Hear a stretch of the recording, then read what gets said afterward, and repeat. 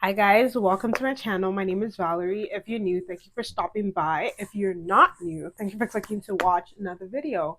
On my channel, I do self-improvement, beauty, and lifestyle vlogs. If it's your first time here, please subscribe.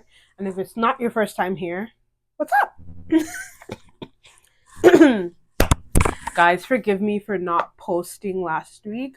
If you follow me on Instagram, which you should, I'll put my page here. I had the flu and I had it bad. I had it very bad. I literally just started feeling better, really better, like yesterday. And today's Monday, April 28th. I started feeling better on the 27th. So your girl was out like a light, like a light. But yeah, thank you so much for sticking around and shout out to all the new subscribers that I gained. I'm happy to see you guys.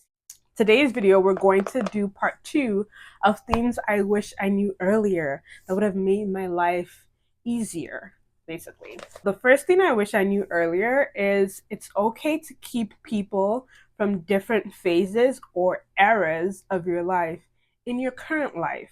So I made the mistake of once I moved away from one season of my life, leaving everyone in that season alone, like not bringing people in with me into a new season.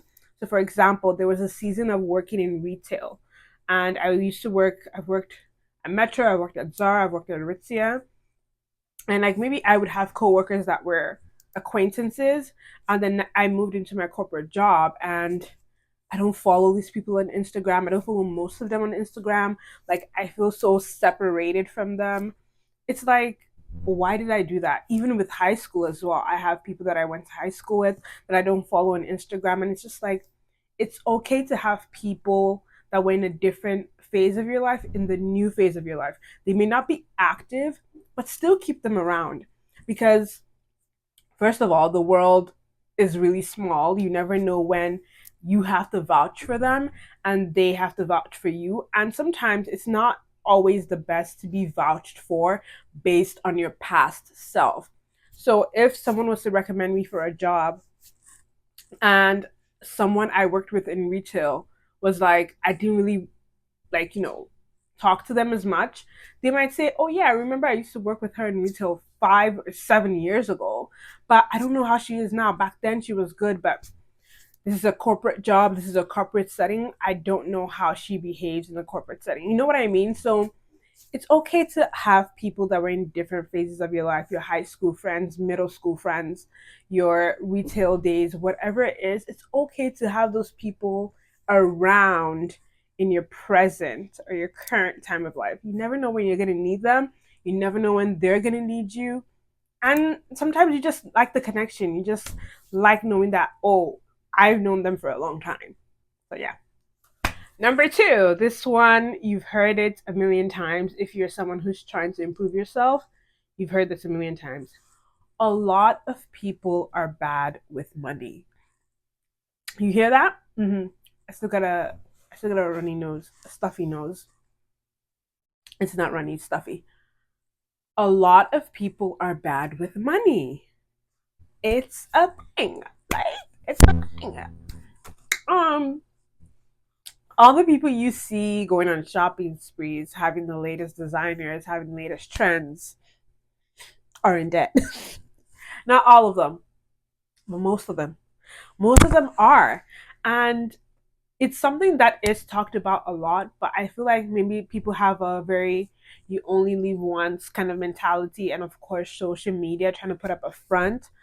But listen, a lot of people are bad with money. A lot of people don't know how to budget. A lot of people don't know how to save. Isn't there a statistic that like 50% of Americans don't have $1,000 in their savings? So, yeah, a lot of people are bad with money. If you want to be good with money, you cannot live the way most people live. You have to be frugal on some things. I believe that everyone has that thing that they spend a lot of money on. Some people it's shoes, some people it's vacation, some people it's the house that they live in. So they don't care about anything else, but they will pour a lot of money into their house. But yeah, a lot of people are bad with money, bad money management, spending problems, wasteful, living paycheck to paycheck, which is most people. And it's not necessarily a terrible thing. It's not the end of the world. I feel like you have to live paycheck to paycheck until you get to a certain point in your life. But most people are bad with money, so don't feel bad that you don't have the latest and the greatest. The people who have some of the people who have the latest and the greatest can afford the latest and the greatest. The third thing I wish I knew earlier is a strange one. I don't think I've heard a lot of people talk about this, but it's that you can actively get over your fears. Like, you can be proactive about getting over a fear that you have. I used to be very afraid of dogs. I'm gonna put up a picture of me and a dog here. I used to be very afraid of dogs, and it's just something I grew up with. And I think it's typically because my mom is afraid of dogs. So my mom has a fear of dogs. I have a fear of dogs. My sister had a fear of dogs. I had a fear of dogs. Over it. And so my sister also has slash had a fear of dogs. And ever since I was a little kid, so when I moved to Canada, of course, I was still very much afraid. But it got to a point where I was like, I'm going to live in this country probably for the rest of my life. I'm going to have kids. I'm going to have grandkids, and I want to, and like I can't escape. I think there's a stat that projects that I don't know how many years from now, but there will be more pets than humans. I can't escape dogs if I live in the Western world. So I was like, I actively have to get over my fear. I used to be the kind of person that would see a dog coming on the side of the road with their owner and move to the other side. Big, small, tiny, I did not care. But now I'm petting dogs. I'm going to dog yoga. Like, I've grown. Growth. So yes, it starts with you realizing, like, I can't allow this thing to have control of my life. I cannot, live like this. And then, just praying. I believe in prayer, and I just pray, like, I want to get over this. Help me get over this. And taking actions. The first action that I took is soothing myself every time I saw a dog.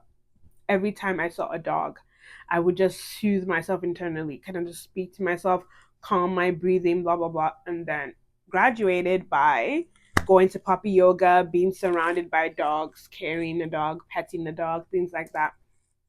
So, yeah, you can actively take control of your life. You can actively get over your fear. Whatever that fear is, even if it's a phobia, you can actively get over that and not allow it to rule your life. The fourth thing I wish I knew earlier is that having fun in life is mandatory. Not only is it mandatory, it has to be scheduled in. Most of life is the mundane. 90% of your life is you waking up in the morning, doing your morning routine, going to work, doing your evening routine, going to bed, interacting with family. That is most of life. 90% of life is not spent on the high top, right? You're spending, so imagine a mountain or a cycle. What's that thing called in economics? Cyclical something. So just imagine a cyclical drawing, basically. You don't spend 90% of life at the top, like at the pinnacle. You don't. You spend 90% of life, like from the bottom, like on the edges of the mountain, right? That top has to be planned. It has to be scheduled in. You have to make time to have fun. You have to make time to have dinner with your friends. You have to make time to have a family night out. You have to make time to have date night. You have to make time to go to the club and shake your ass. You gotta schedule it in, guys. And I'm being so I'm actually being so serious. I'm actually being so serious. You have to schedule time to shake your ass in the club, or else you're never gonna do it. You are never gonna shake that ass. And that's a sad life to live. I'll tell you that for sure. No, but seriously. So yes, you have to schedule fun. Fun is not something that happens to you. You go out and look for it. So the way you schedule a dentist appointment, a doctor's appointment, whatever, schedule fun. Whatever's fun to you. Schedule a vacation twice a year. Schedule a shopping spree. Save, save, save, save. Schedule a shopping spree. Schedule time to party. Schedule dinners. All the things. The point is, it has to be scheduled. It's not going to fall from heaven. Schedule it, and when it's time to do it to the max. The last thing I wish I knew earlier, the most popular thing people will tell you in the whole world, it's in every self-help book, it's on every self-improvement YouTube channel, but it is so important. You guys, you have to stop caring what people think about you. You have to. You have to.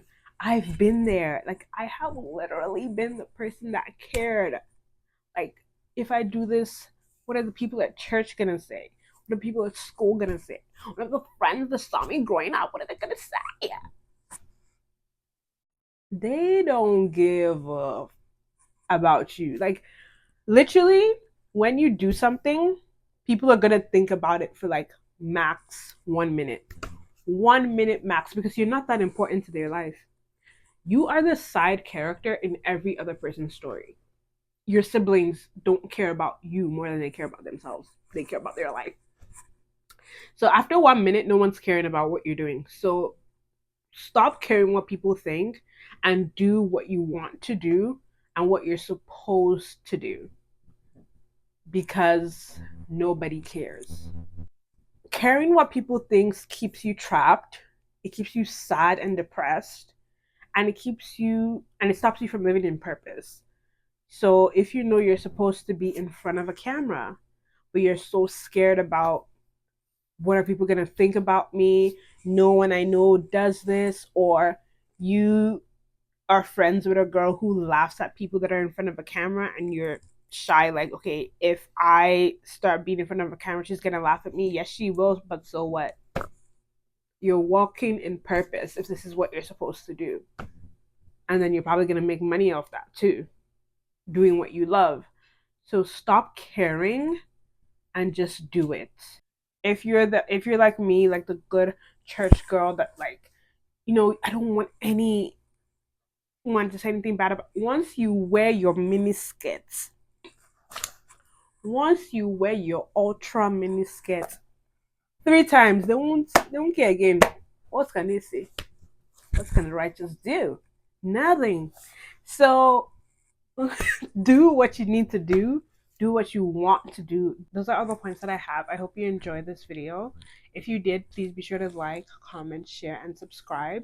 Check out other videos. I will link one over here. Be sure to subscribe, and I will see you in next week's video. Bye, guys.